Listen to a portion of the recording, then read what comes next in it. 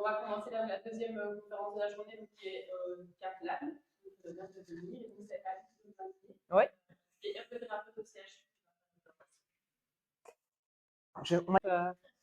Donc, je ne sais pas si vous avez déjà entendu parler du CapLab, je suppose quand même certaines personnes, oui. L'idée du CapLab, d'utiliser des nouvelles technologies, des nouveaux outils, hein, parce que le monde progresse bien à ce niveau-là, et de servir en fait un peu le monde du handicap, parce qu'on n'a pas accès, on n'a pas toujours accès à toutes les technologies, alors que toutes les technologies peuvent nous offrir énormément de choses. Et donc, l'idée, c'est nous, du CapLab, c'est avec ces outils technologiques, trouver des solutions. Alors, les solutions, elles sont les demandes sont très variées et les solutions sont aussi très variées.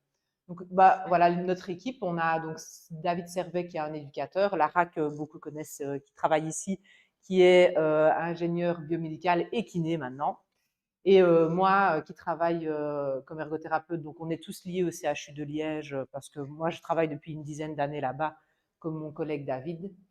Et donc, on est pour le moment, nous trois, dans l'équipe. Peut-être qu'un jour, on sera plus, mais...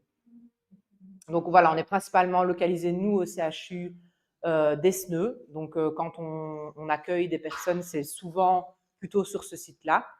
On va régulièrement à Fréture aussi parce que ça fait partie maintenant de notre milieu hospitalier et qu'il y a beaucoup de demandes sur place aussi. Mais on peut également se déplacer chez les personnes, dans les services, dans les centres. Tout dépend un peu de la demande et de pourquoi.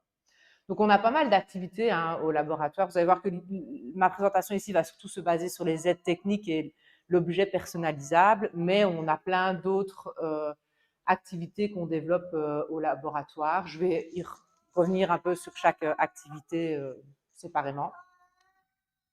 Donc, l'aide technique sur mesure, c'est vraiment notre gros point, notre grosse activité en fait. Et pour pouvoir faire ça, donc, on a accès à des machines. On a des imprimantes 3D, on a une découpe laser, on a un scanner.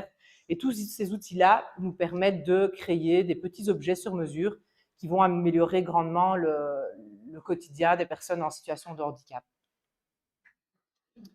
Ouh, j'ai été trop vite. Donc, l'avantage en fait d'avoir accès à toutes ces machines-là, c'est que on va avoir des objets qui ne vont pas coûter trop cher. On a quand même pas mal de matériaux qu'on peut utiliser. On peut personnaliser chaque pièce, ce qui est quand même super intéressant. Et on peut faire des prototypes très rapidement. Donc, on veut tester quelque chose avec une personne en situation de handicap, ça va très vite parce qu'on n'a pas besoin de passer par plein d'intermédiaires. Après, bon, les inconvénients, ça c'est plus de l'impression 3D, parce qu'on va utiliser du coup des machines qui vont nous permettre de construire une pièce vraiment sur mesure. Donc, c'est vraiment axé pour le patient. Enfin, on l'a appelé patient maintenant. C'est axé principalement pour la personne en situation de handicap.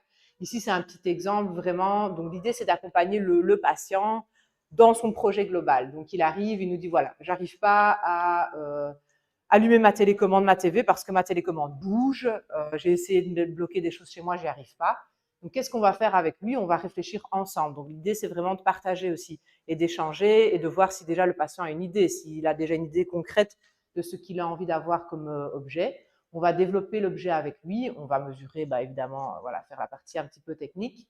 Et on va lui proposer du coup un objet assez rapidement fait sur mesure pour qu'il puisse tester et voir si le fait de faire ça va augmenter son autonomie.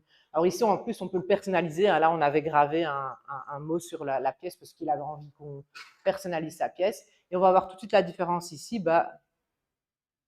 Vous qui connaissez sûrement le milieu du handicap, on se dit c'est tout con, ouvrir sa télécommande, mais en fait pour lui ça change tout, quoi, parce qu'il a un support qui lui permet de le faire plutôt que d'appeler une personne pour lui allumer sa TV. Et en fait on se rend compte que le patient il vient pour une première demande et puis il nous dit en fait j'arrive pas non plus à utiliser ma brosse à dents électrique parce qu'il n'y a rien qui me permette de la tenir correctement, donc et voilà. Et en fait on avance comme ça avec beaucoup de personnes sur des projets aussi divers que variés. Ça peut aller dans tous les types, tous les styles. Et c'est ça qui est très gai, c'est de vraiment revoir les gens après, de pouvoir rééchanger sur ce qu'ils ont utilisé, comment nous, on peut améliorer aussi les choses, parce que parfois, on fait un premier objet et puis on se rend compte, après des mois d'utilisation, qu'il y a sûrement des améliorations à faire et on peut le faire. C'est l'avantage, c'est qu'on ne doit pas se dire ah, on a une pièce finie, on ne va pas plus loin que ça. Je vais un peu avancer parce que ça, j'y reviendrai après.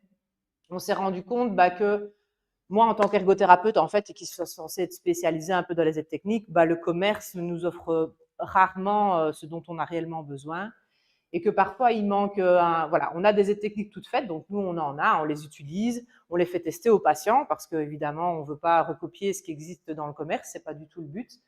Mais voilà, parfois, ce n'est pas toujours adapté. Ce patient-là, lui, il manque un peu de hauteur sur sa pièce pour pouvoir facilement le faire. Donc, on a réadapté une pièce. Des fois, ce n'est pas grand-chose qu'on doit changer, mais c'est un petit détail qui change tout pour la personne. Alors, du coup, ici, vu que c'était plutôt adapté au niveau des enfants, voilà, l'idée, c'est de se dire qu'un enfant en plus, il évolue très vite et donc ses aides techniques vont changer très rapidement, ses besoins vont changer très rapidement, sa taille va évoluer et nous, on peut du coup apporter des solutions rapides, bon marché et surtout qui suivent l'évolution de l'enfant. Ici, c'était une petite patiente du centre justement qui n'arrivait plus à pédaler suite à un petit accident vasculaire. Et donc, elle avait juste besoin d'un appui pour pouvoir pédaler. On a fait ça en une semaine et au premier essai, elle arrivait à pédaler. Et si dans 6 mois, elle nous dit, voilà, la pédale n'est plus adaptée à mon pied, ça nous reprendra 10 heures pour l'imprimer et on aura une nouvelle pièce toute faite sur mesure. Donc, pour les enfants, il y a pour nous particulièrement un intérêt parce que l'évolution de l'enfant, de ses envies et de sa morphologie font qu'on a besoin d'avoir des solutions rapides. Alors, on peut le personnaliser et donc on peut y ajouter des éléments. Sur la première photo, c'est pas vraiment pour vous montrer le bras, mais c'est surtout pour vous montrer la petite tête de la petite fille. En fait, on peut imprimer en UV sur une pièce. Et donc, l'enfant, elle me dit, moi, je veux Princesse Sophia sur mon objet. On a été lui imprimer la tête de Princesse Sophia. Un autre enfant, il voulait que sur son ouvre-canette, il y ait une tête de Pokémon, parce que quand il allait à l'école, il n'avait pas envie d'utiliser l'outil pas terrible du commerce. On lui a mis une tête de Pokémon. Ici, on ne le voit pas, mais c'était aussi un ouvre-canette et il y a la tête de Stitch dans Lilo et Stitch, si on connaît un peu. Donc voilà, on peut faire ce qu'on veut. En fait, on peut mettre la couleur qu'on veut. Il n'y a aucune limite à tout ça, à part notre imagination et l'imagination de l'enfant. Mais souvent, l'enfant, il a beaucoup d'imagination et il a toujours des bonnes idées en tête. Donc, on adapte plein de choses, mais on peut adapter aussi tout ce qui est le loisir, donc les jeux. On peut rendre des objets plus facilement utilisables. Ici, la jeune demoiselle, elle avait vraiment un cahier des charges très précis. Elle voulait une certaine hauteur, une certaine inclinaison. Elle voulait que ça puisse s'emboîter pour pouvoir l'emporter dans son sac quand elle va avec ses copines. Et donc, on essaie d'écouter la demande et vraiment d'y répondre au maximum. Je vous montre beaucoup de photos et de vidéos parce que c'est ce qui parle généralement le plus dans. Voilà, alors on essaie aussi d'améliorer l'accès à l'utilisation de PC, tablettes, parce que c'est quand même notre quotidien aussi. Et là, c'est des petites aides pour pouvoir utiliser 2 touches en même temps. Un patient ici spastique qui ne savait pas du tout ouvrir sa main. Du coup, il me disait, je ne peux pas mettre de majuscules, je ne peux pas faire des contrôles et des. Voilà, on a juste rajouté une petite pièce et c'était suffisant. On a de plus en plus de demandes d'outils pour les écoles aussi. Donc ici, c'était pour grossir le manche du compas. Ici, c'était pour faciliter la prise de la latte. Donc on essaye de répondre à tout ce genre de demandes aussi. Beaucoup d'adaptations de chaises. Donc ici, il y a une adaptation que les parents connaissent sur une poussette, donc des cales pour permettre de caler les pieds. On fait des joysticks sur mesure, donc il existe des joysticks tout faits, mais souvent ils ne sont pas bien adaptés à la morphologie des patients, donc on les réadapte. On travaille de plus en plus avec des bandagistes en fait, qui fournissent des chaises et qui font appel à nous, parce que même eux, ils sont limités dans les outils qu'ils peuvent avoir. On peut travailler aussi pour un service, donc pour les thérapeutes, parfois on a une demande spécifique. Là, ici, on avait fait des outils de rééducation. Donc, on avait un kiné qui voulait que le patient puisse effectuer des flexions-extensions de bras avec une certaine taille, dimension. En fait, on exécute et on essaie de trouver ce qui correspondra le mieux dans la prise en charge, parce que c'est des choses qu'on ne va pas trouver encore une fois, dans le commerce et qui sont spécifiques à chaque patient. surtout dans des pathologies de paralysie cérébrale où c'est peut-être très particulier. Voilà, c'est pour montrer juste qu'on utilise des différents matériaux. Par exemple, ça, ce sont des box qu'on a fait en plexi, qu'on a découpé à la laser. Et donc, on peut aménager du mobilier aussi. Alors, évidemment, ce n'est pas du mobilier d'esthétique, hein. C'est vraiment si on a besoin d'un mobilier spécifique pour de la rééducation, on peut. Voilà, c'est encore des petites photos voilà, ici par exemple, on a créé un rebord d'assiette pour un patient, enfin pour des patients immunégligents.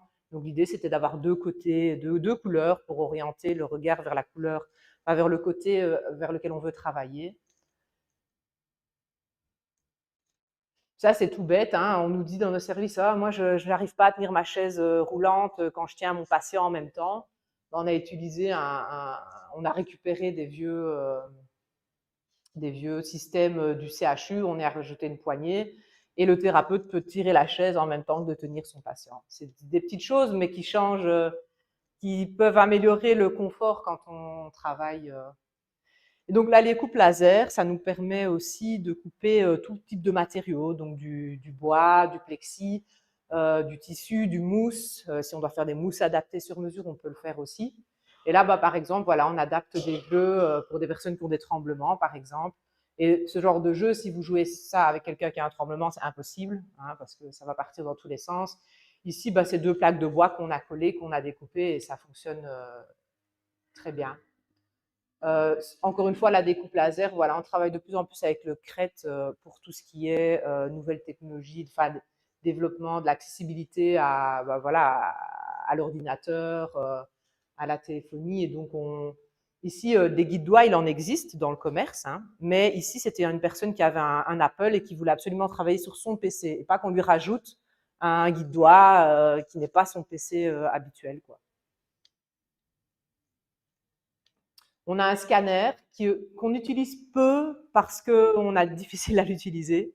C'est pas la technologie la plus évidente, en tout cas celui qu'on a. Mais on a déjà réussi du coup à scanner des mains et à générer des orthèses. Alors le but c'est pas de remplacer les orthèses qui existent dans le commerce, c'est plutôt de créer des aides techniques sur une orthèse. Donc ici par exemple c'est une dame qui avait plus de prise dans sa main et qui voulait toujours peindre. Et donc là, on a intégré dans une orthèse une aide technique, mais le but, c'est pas de faire l'orthèse en elle-même, quoi. Ici, pareil, on avait scanné la main d'un patient pour qu'il puisse avoir un support sur son vélo. Alors, c'est toujours la question, on se dit qu'est-ce que ça coûte tout ça, évidemment. Donc, on a la chance, nous, d'être financés par la région wallonne.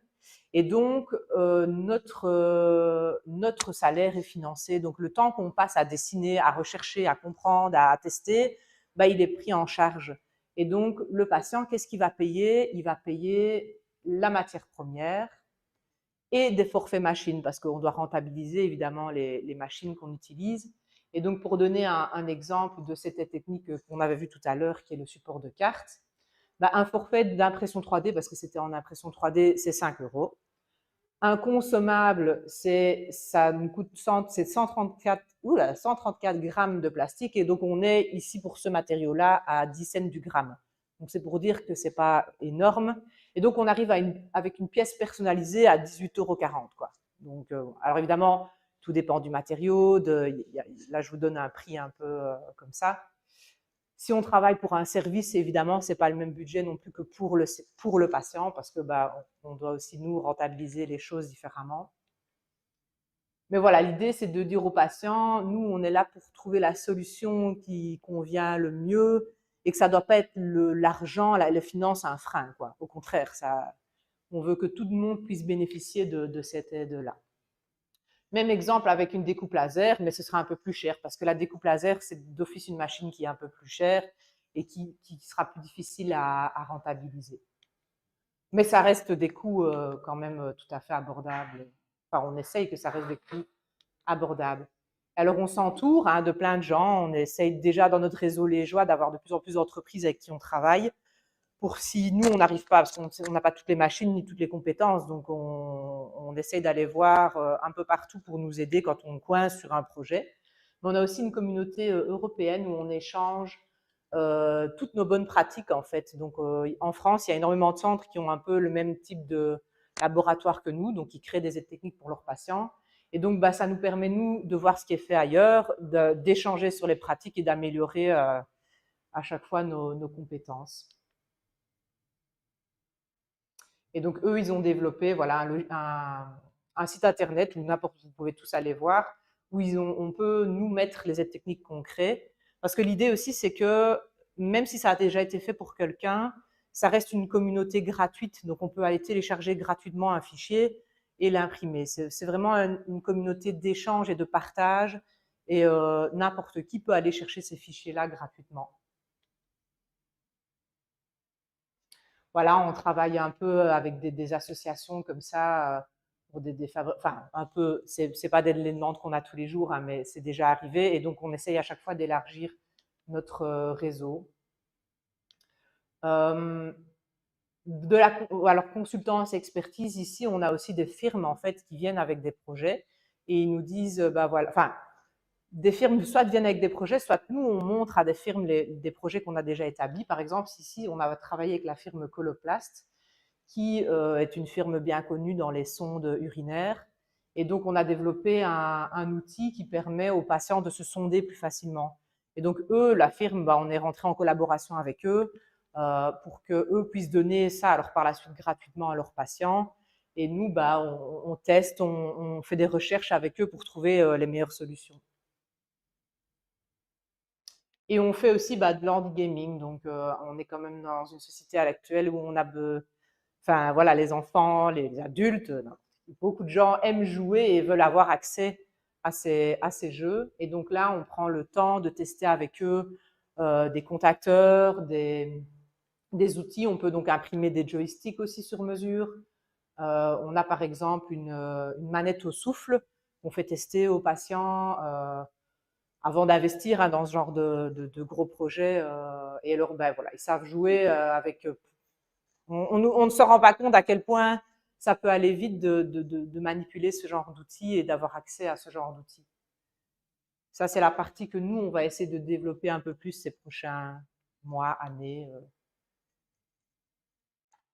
Voilà, et donc on crée des petites box sur mesure voilà, pour permettre, avec peu de mouvements, de pouvoir quand même avoir cette activité-là, ce loisir-là, qui est quand même un loisir assez important. Ouh, je n'ai pas enlevé le son. Bon, vous aurez l'ambiance du son en même temps. Voilà, c'était pour montrer les petits contacteurs.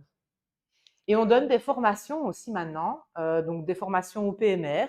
En fait, l'idée dans notre centre de revalidation, c'est qu'on a beaucoup de personnes qui, après, sortent de la revalidation et ne travaillent plus spécifiquement, alors qu'ils le veuillent, parce qu'ils le veulent, parce que la société fait que, enfin, ça, c'est pas du tout ça le débat, mais du coup, on leur propose de venir à nos formations et de pouvoir être autonomes dans leur propre recherche d'aide technique ou de pouvoir développer une activité facilement de chez eux parce qu'il faut juste un PC et une petite machine. Et donc ça, on travaille avec la Loterie nationale en fait pour pouvoir proposer ce type de formation à toute personne présentant un handicap en fait. On fait aussi des formations maintenant. On est en train de faire notre première là maintenant. Ça se déroule pour les professionnels de santé, donc pour que les thérapeutes puissent faire ce que nous on fait dans leurs propres institutions. Et donc là ici pareil, c'est pour le moment on a des financements avec Technifutur et donc on essaye de donner cette formation-là gratuitement aux personnes qui le désirent. Donc, si quelqu'un est intéressé, il va y avoir d'autres sessions qui vont venir dans le futur. Et voilà, et ça c'est un peu le réseau global. Alors j'ai pas parlé de la VIC, mais c'est vrai que c'est une question importante. C'est que la VIC rembourse pas mal des techniques, mais nos aides techniques ne seront pas remboursées par la VIC. Alors, ils sont tout à fait au courant de notre laboratoire et c'est eux qui nous ont aidés à financer tout ça, mais ils ne peuvent à l'heure actuelle pas prendre les aides techniques que nous on fait en charge parce qu'elles ne sont pas certifiées avec des normes européennes.